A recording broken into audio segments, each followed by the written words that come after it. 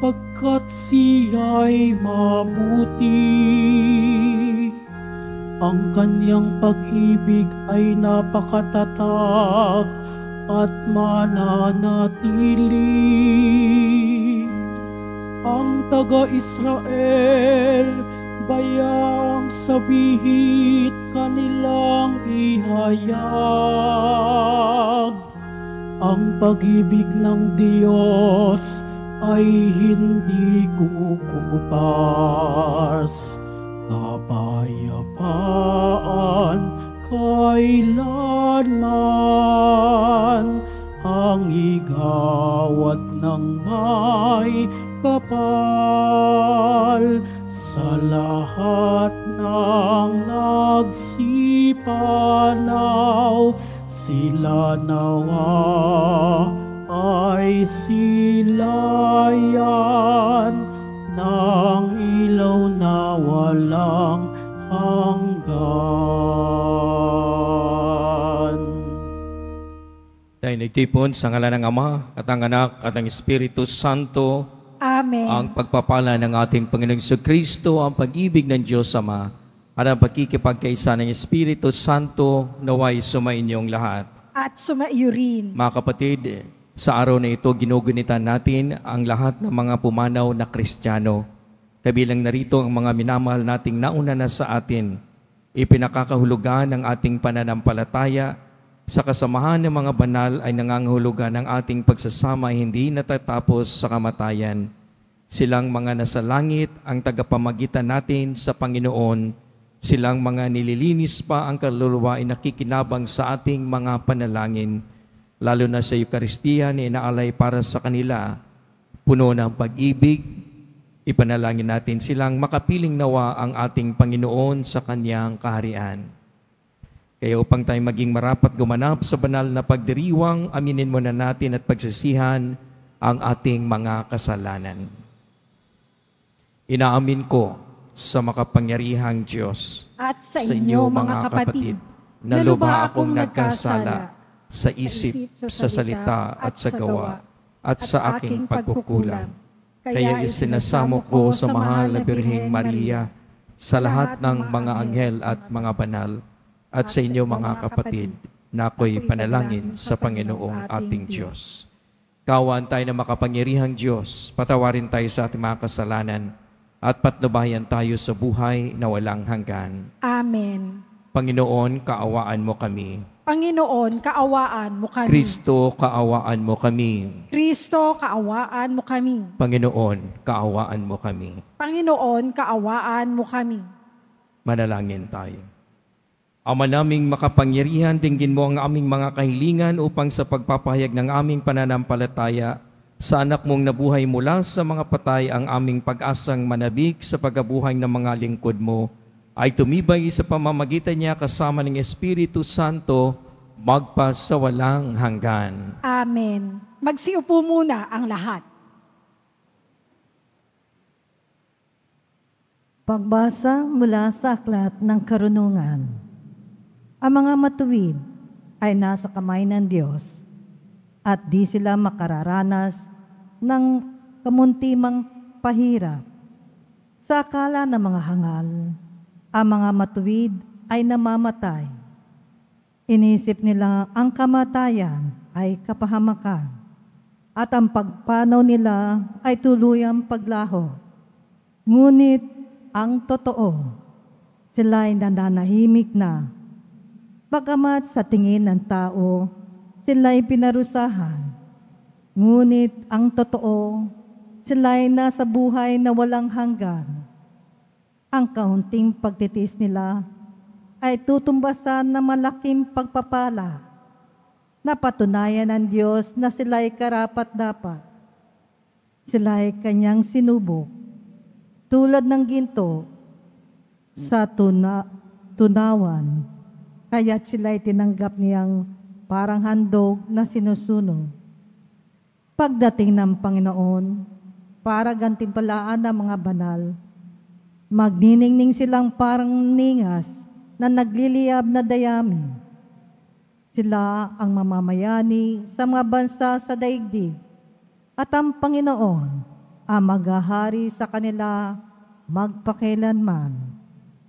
Ang mga nagtitiwala sa Kanya ay makauunawa sa katotohanan at ng Kanyang pamamaraan. At ang mga naging tapat sa Kanya ay mamumuhay na kasama Niya sa Kanyang pag-ibig, sapagkat Siya'y mabuti at maawain sa Kanyang mga hinirang. Ang salita ng Diyos. Salamat sa Diyos. Sa piling ng poong mahal, ako'y laging mamumuhay. Sa piling ng poong mahal, ako'y laging namumuhay. Sa totoo nga at may bibig, ngunit hindi magsasalita at hindi rin makikita, mga matang sadyang-sadya, at hindi rin makarinig ang kanilang tenga, at hindi rin makaamoy ang ginawang ilong nila. Sa piling ng poong mahal, ako'y laging mamumuhay. Laging buhay ang pag-asa, patuloy ang pananalig, bagamat ang aking sabi, ako'y ganap ng nalupi. Bagaman at ako'y takot, nasasabi ko minsan, wala kahit isang tao na dapat pagtiwalaan. Sa piling ng poong mahal, ako'y laging mamumuhay. Masakit sa kalooban ng poon kung may papanaw. Kahit ito ay iisa, labis siyang magdaramdam. Panginoon, naririto akong inyong abang lingkod. Yamang ako'y iniligtas, pinalinga at tinubos. Sa piling ng poong mahal, ako'y laging mamumuhay.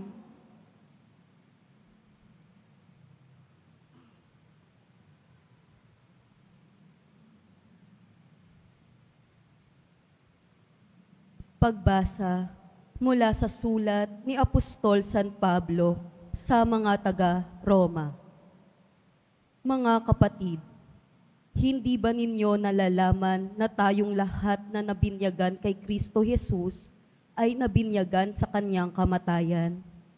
Sa makatwid, tayo'y namatay at nalibing na kasama Niya sa pamamagitan ng binyag upang kung paanong binuhay na muli ni Kristo sa pamamagitan ng dakilang kapangyarihan ng Ama, tayo na may mabuhay sa isang bagong pamumuhay.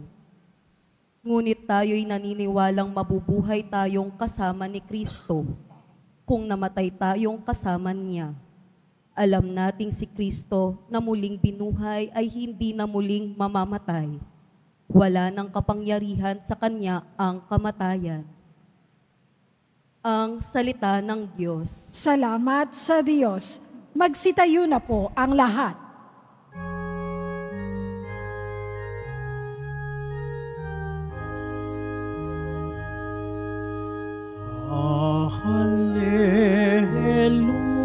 Hallelujah, hallelujah,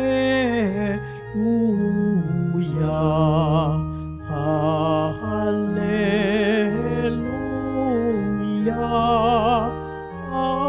hallelujah.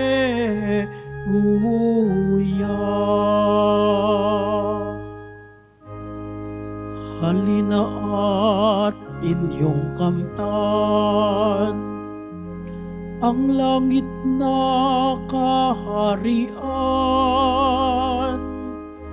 pamana ng Amang mahal. Hallelujah, hallelujah,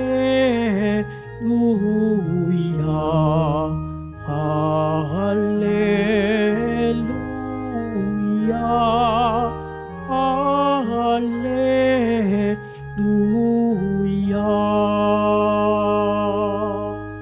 Sumainyo ang Panginoon. At sumaiyo rin. Ang mabuting balita ng Panginoon ayon kay San Juan. Papuri sa iyo, Panginoon. Noong panahong iyon, sinabi ni Jesus sa mga tao, lalapit sa akin ang lahat ng ibinibigay sa akin ng Ama, at hindi ko itataboy ang sinumang lumapit sa akin, sapagkat ako'y bumaba mula sa langit, hindi upang gawin ang kalooban ko, kundi ang kalooban ng nagsugo sa akin. At ito ang kanyang kalooban. Huwag kong pabayaang mawala kahit isa sa mga binibigay niya sa akin, kundi muling buhayin sila sa huling araw. Sapagkat ito ang kalooban ng aking Ama, ang lahat ng makakakita at manalig sa anak ay magkaroon ng buhay na walang hanggan. At sila'y muli kong bubuhayin sa huling araw. Ang mabuting balita ng Panginoon. Pinupuri ka namin, Panginoong Heso Kristo. Magsiupo muna ang lahat. Ginugunita nga natin ngayon ang ating mga mahal sa buhay at maging mga kaibigan at ang lahat ng mga Kristiyanong nauna na sa atin, nauna nang pumunta sa kanilang talagang pinanggalingan, ang ating pinanggalingan. Mga kapatid, minsan po natatanong natin, paano bang paghandaan ang kamatayan? Actually, hindi naman kailangan paghandaan. Kung tutuusin nga, kung ikukumpara natin sa buhay at ang kamatayan, ang buhay ay more inefficient. Alam natin ang buhay ang daming paghihirap. Pag ang kamatayan, isang iglap, wala na. So hindi mo nga siya mapaghandaan. But actually, ito po din ang pagpapaalala natin sa ating mga sarili na kung bagay nauna nga sila, next tayo na. Na ibig sabihin po, ang tunay na paghahanda sa kamatayan ay kung paano natin pagbutihan ang ating buhay. Wala na pong ibang paraan. Yung ating ginagawa, insurance, lahat ng ating iniipon, pinaghandaan natin, para po yun sa mga buhay. Maging sa mga lamay, para po yun sa mga buhay. So you cannot even plan of your own death. It's just efficient. It will just happen anytime. Kung kaya't hindi mo siya mapaghandaan. Ang tanging paraan ay ang pagbutihin mo na lamang ang iyong buhay. Ika nga sa Salmo, our lifespan is only 70 and 80 for those strong. Hanggang 70 lang ang buhay ng tao. Natural, normal. 80 pag ika'y malakas, and 80 for the strong. 90 plus, of course, that's bonus. So, ibig sabihin po mga kapatid, makukwenta na po natin kung ilang segundo, ilang minuto ang itatagal ng ating buhay dito sa mundo. But most of this, kung atin po, hindi po tayo conscious, ang dami po ng ating ginagawang pagsasayang sa buhay. Merong mga alitan, merong samaan ng loob na tumatagal ng mga ilang araw, ilang linggo, ilang buwan, ibang taon na kinikimkim.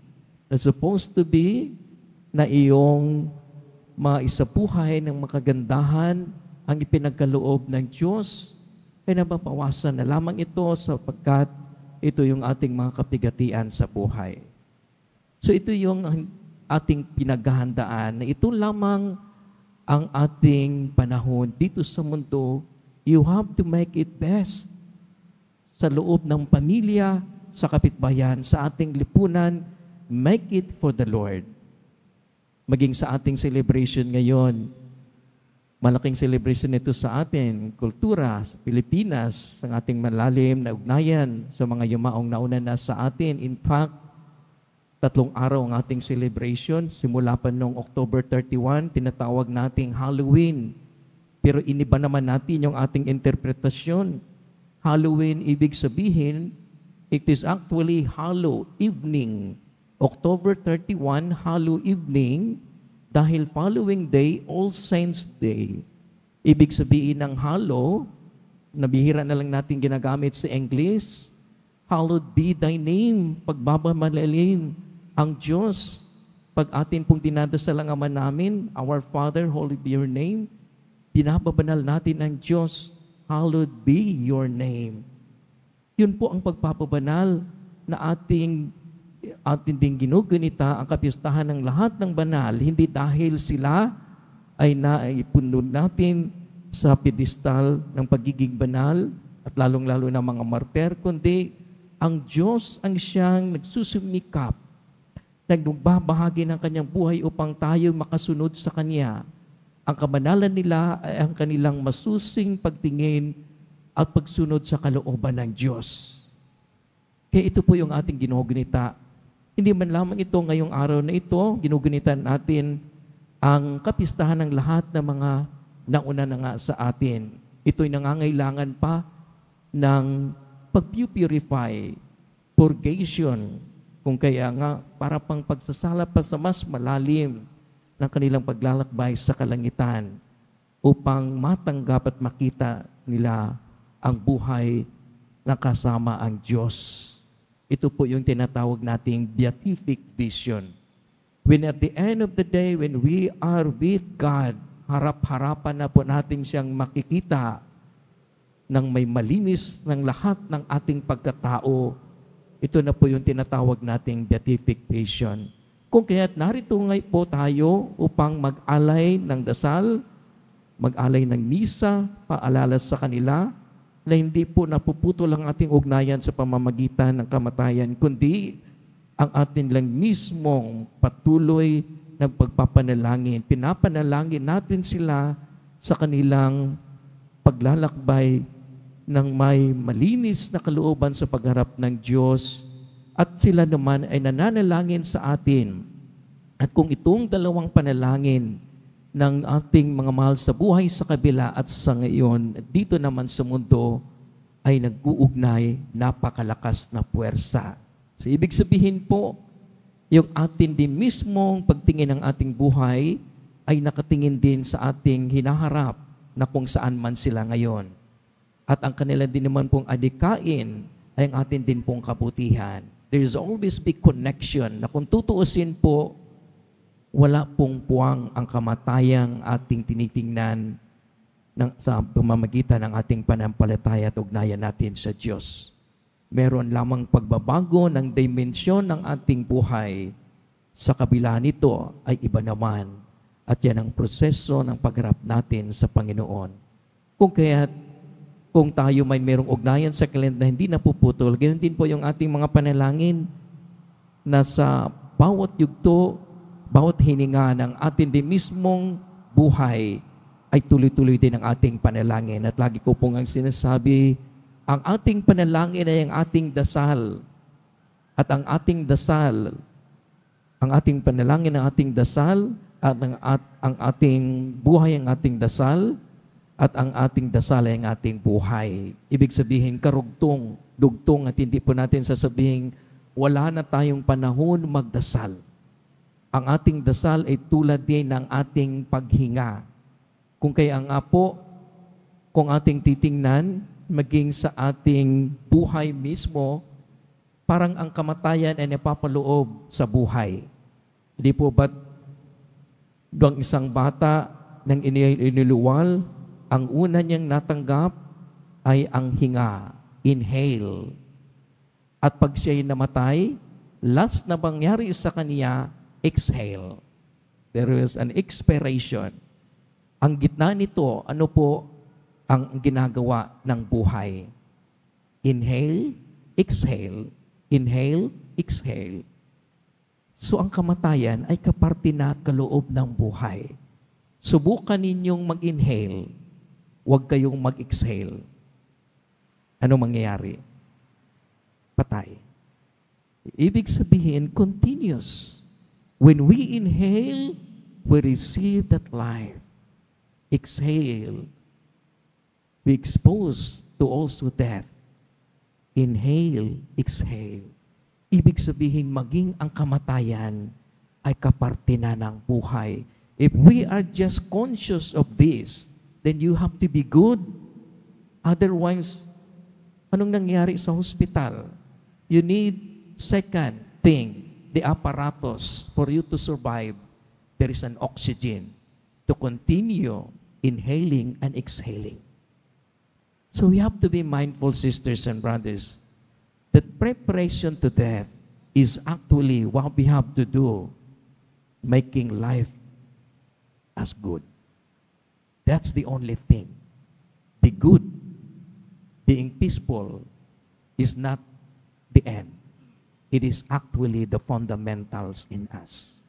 We have to live because that is who we are. We are at the very beginning peaceful. Ang isang batang pinanganak, peaceful. Na kung bakit pag ikay tumatanda na, unconsciously, marami ka nang ginagawa ng pagsira at lagi mo nang binibigyan ng ibang pagpapakulugan importansya na taliwas na sa buhay. God is life. God is love. You have to make our life as good as we can. Magsitayo na po ang lahat.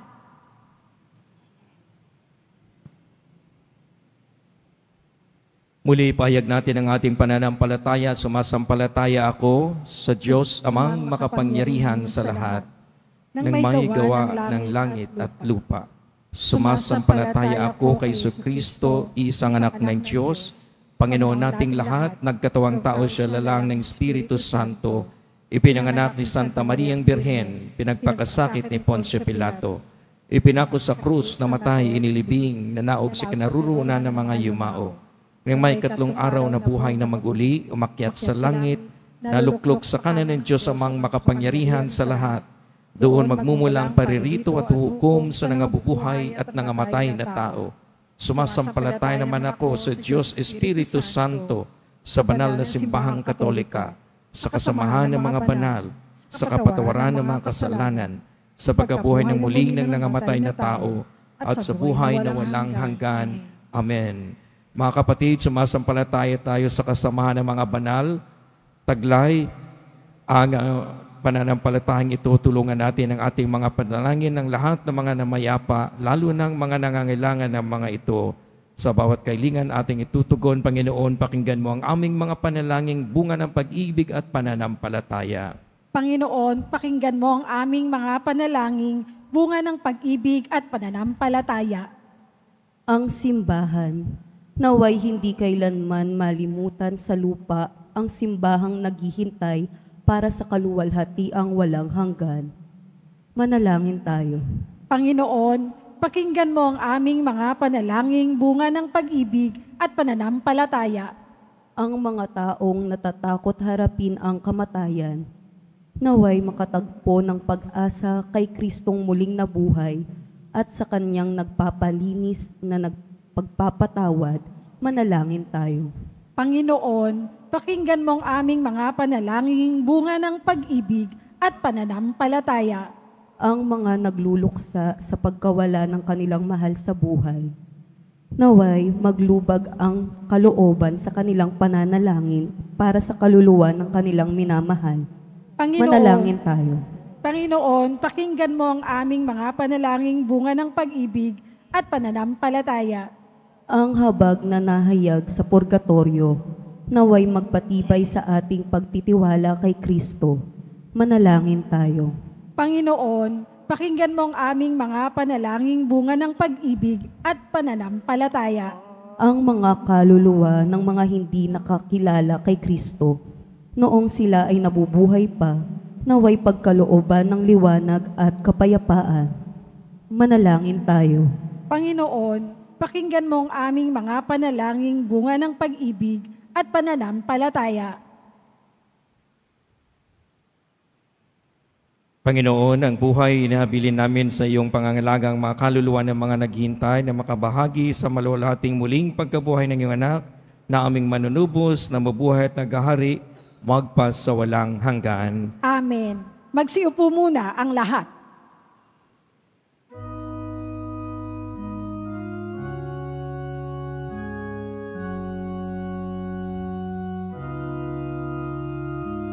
Panginoong Jesucristo, Hari magpakailanman, iligtas mo ang kaluluwa ng yumaong tapat sa iyo sa pasakit ng impyerno at sa pook ng kalaliman, iligtas Ligtas mo sila sa kadiliman at naway dalhin sila ng iyong anghel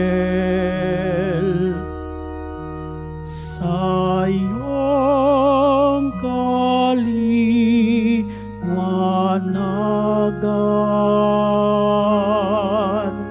na iyong ipinangako kay Abraham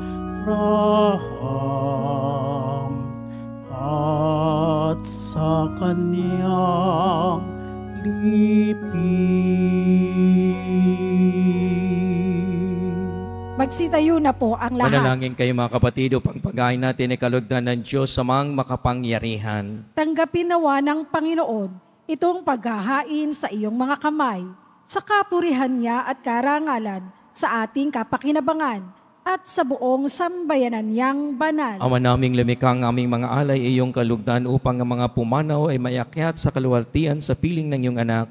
Nakaugnay namin ngayon dahil sa kanyang pakikisamang matapat bilang tagapamagitan kasama ng Espiritu Santo magpas sa walang hanggan. Amen. Sumainyo ang Panginoon. At sumaiyo rin. Itaas sa Diyos ang inyong puso at diwa. Itinaas na namin sa Panginoon. Pasalamatan natin ang Panginoong ating Diyos. Marapat na siya ay pasalamatan. Ama naming makapangyarihan, tunay ngang marapat na ikaw ay aming pasalamatan sa pamamagitan ni Jesucristo na aming Panginoon. Ipinasya niyang kusang mamatay upang sa sandali ng aming pagpanaw, sino man sa amin ay huwag mawalay sa iyong pagpupup at pagmamahal.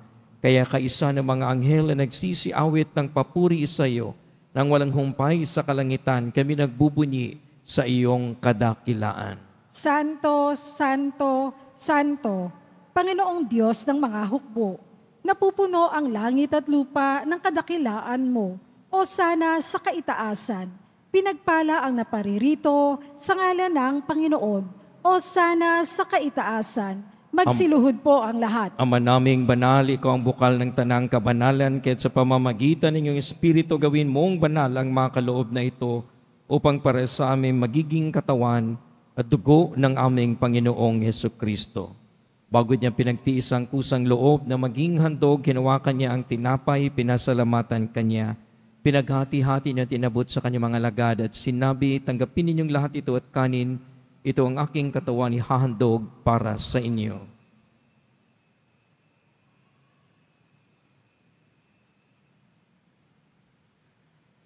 Hindi naman nang matapos sa ngapunan, hinawakan niya ang kalis, muli kanyang pinasalamatan, inabot niya ang kalis sa kanyang mga lagad at sinabi, tanggapin ninyong lahat ito at inumin, ito ang kalis ng aking dugo, ng bago at walang hanggang tipan. Ang aking dugo na ibubuhos para sa inyo at para sa lahat sa ikapagpapatawad ng mga kasalanan. Gawin ninyo ito sa pag-alaala sa akin.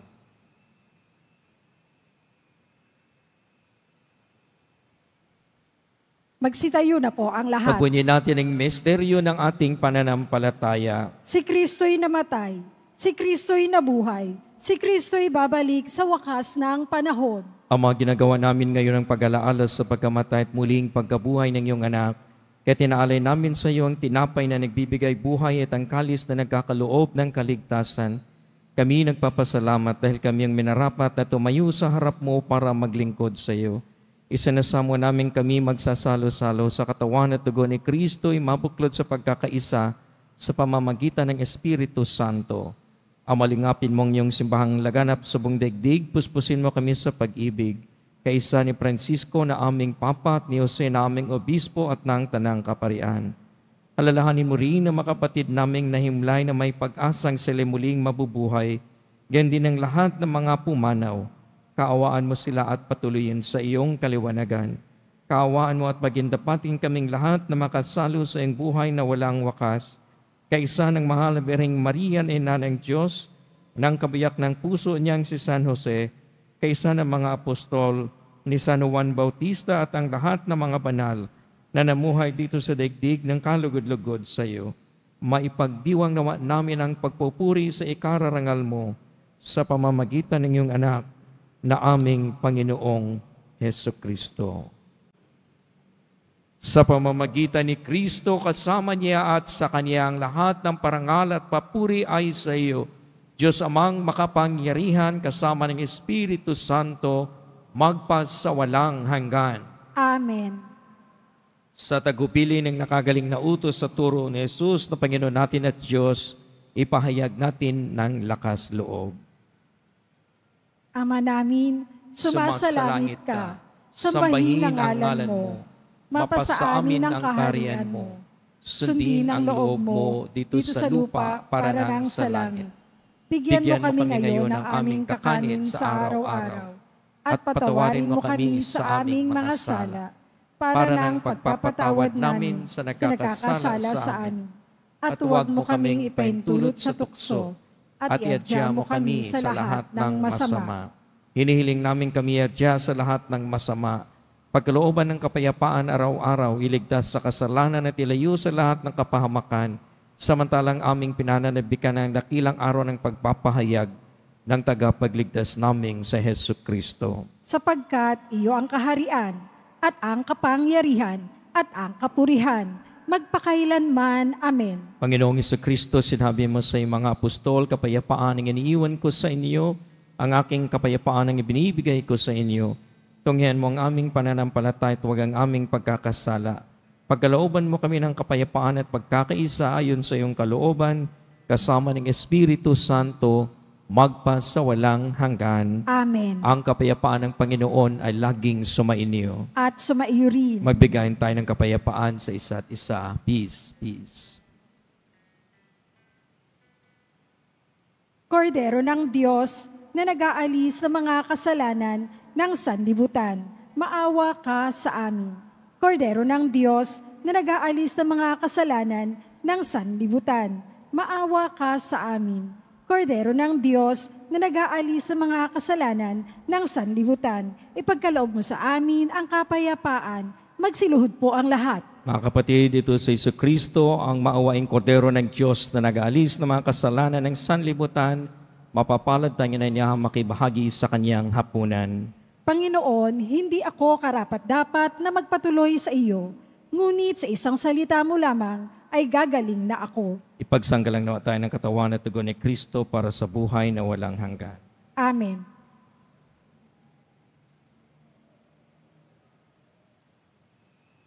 Para sa lahat ng tatanggap ng banal na komunyon, sasagot po tayo ng Amen. Pagkasabi ng pari o ng lay minister ng katawan ni Kristo at isubo agad sa bibig bago umalis sa harapan ng pari o lay minister. Sumunod po tayo.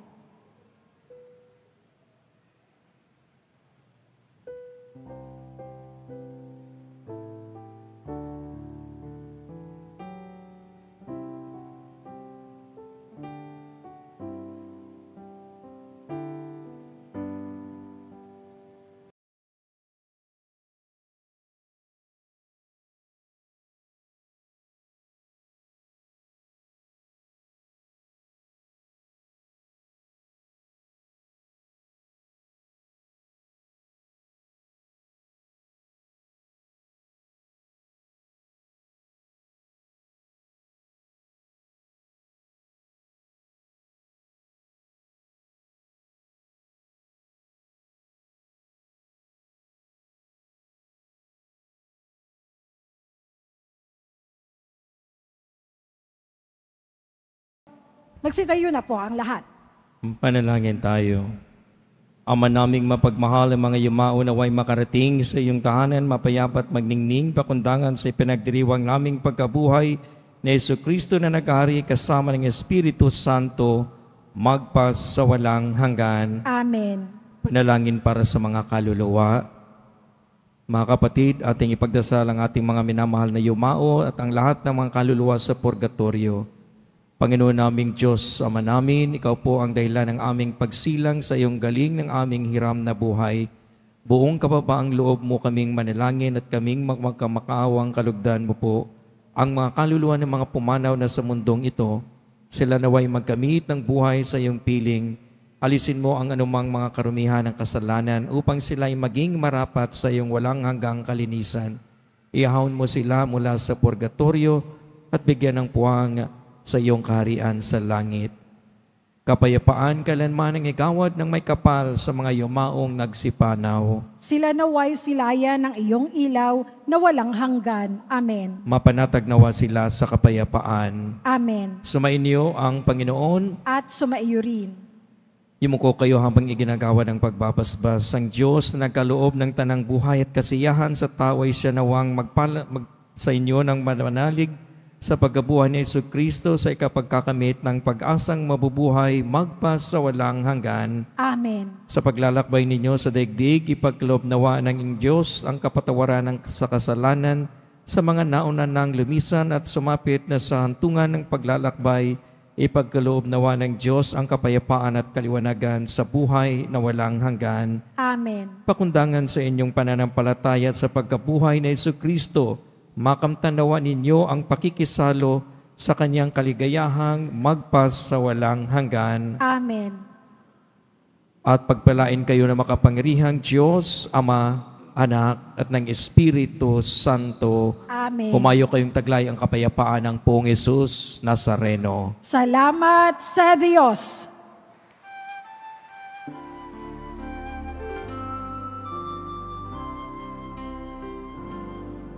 Nuestro Padre Jesus Nazareno, sinasamba ka namin.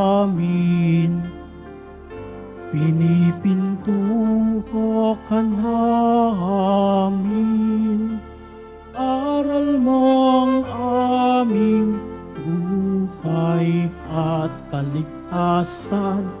Nuestro Padre Jesus Nazareno, iligtas mo kami sa kasalanan.